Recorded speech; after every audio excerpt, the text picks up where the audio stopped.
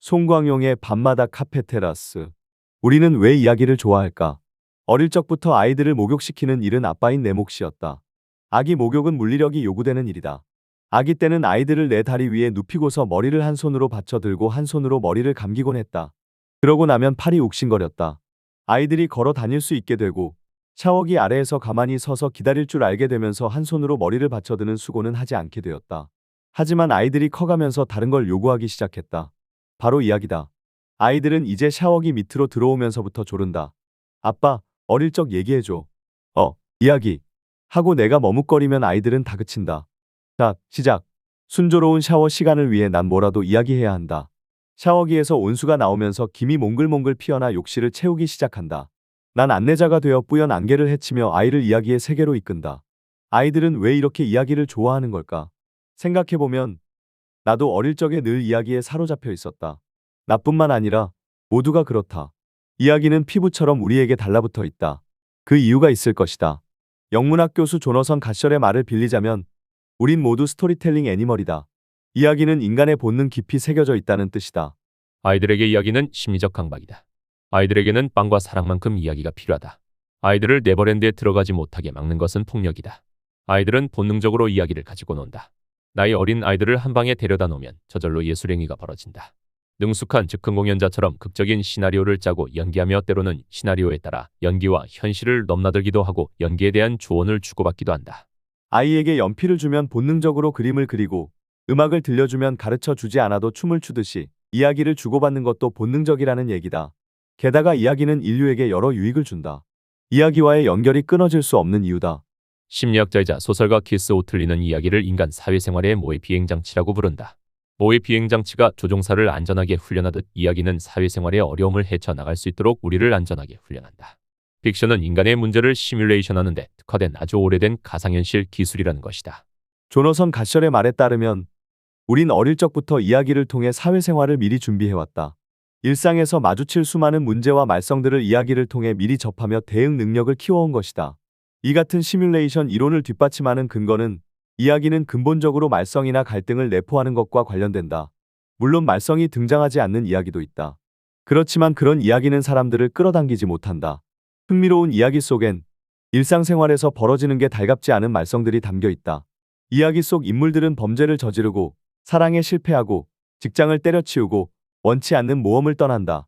우리 머릿속 뉴런들은 등장인물이 겪는 일을 마치 우리가 하는 것처럼 반응한다. 과학자들은 그런 반응이 반복되면 뉴런 회로가 정교해지고 강화되어 결국 우리 삶의 문제를 헤쳐나가는 일에 능숙해질 거라고 한다. 마커스 주삭의 소설 책도둑엔 이야기와 관련된 에피소드가 나온다. 책도둑의 배경은 제2차 세계대전 후반부의 독일이다.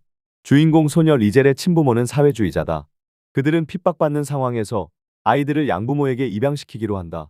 독일 시골 마을에 사는 양부모에게 가는 중에 리젤의 어린 동생이 죽게 되고 리젤은 큰 슬픔을 안은 채 양부모의 집에 오게 된다.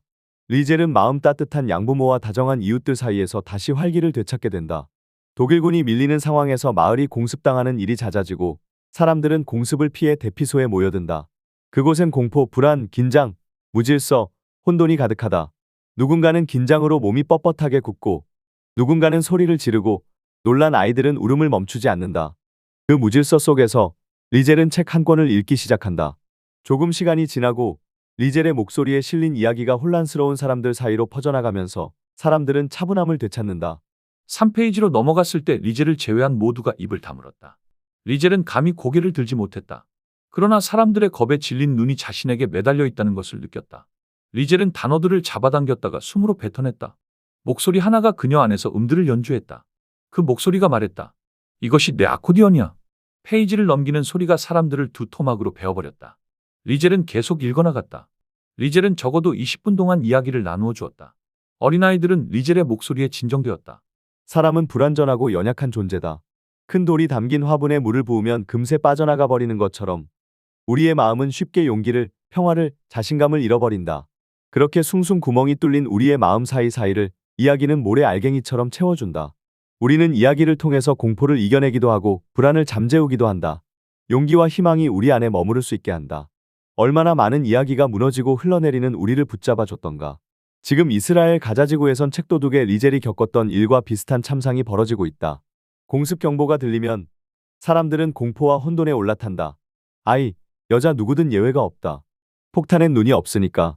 폭탄 소리가 지나가고 나면 마커스 주석의 표현대로 텅 빈 거리가 한이 물어뜯은 것처럼 떨어져 나간다. 공습을 피해 어디론가로 숨어든 사람들은, 아이들은 어떻게 그 지옥을 견디고 있을까? 가자지구의 폐허더미에 앉아 아이들을 앞에 두고 피리를 불어주는 남자를 뉴스 기사에서 보았다. 누군가는 리젤처럼 이야기로 마음속에 뚫린 구멍 사이로 속절없이 빠져나가는 희망을 겨우 붙잡고 있을지도 모르겠다. 그렇게 우리는 똑같은 실수를 반복하고 자신을 지킨다는 구실로 다른 이를 파괴하고 불완전하고 연약하기 그지없는 모습을 여과 없이 드러낸다. 슬픈 말로 들리겠지만 인간은 앞으로도 비슷한 일을 반복할 것이기에 우리에겐 희망이 사라지는 걸 늦출 무언가가 계속 필요할 것이다. 이 글의 제목은 우리들은 왜 이야기를 좋아할까? 라는 물음이지만 이야기는 좋아하는 것 그 이상이 되어왔다. 난 인간이 인간다움을 유지하는 건 이야기를 할 줄 알고 들을 줄 아는 존재이기 때문이라고 믿는다.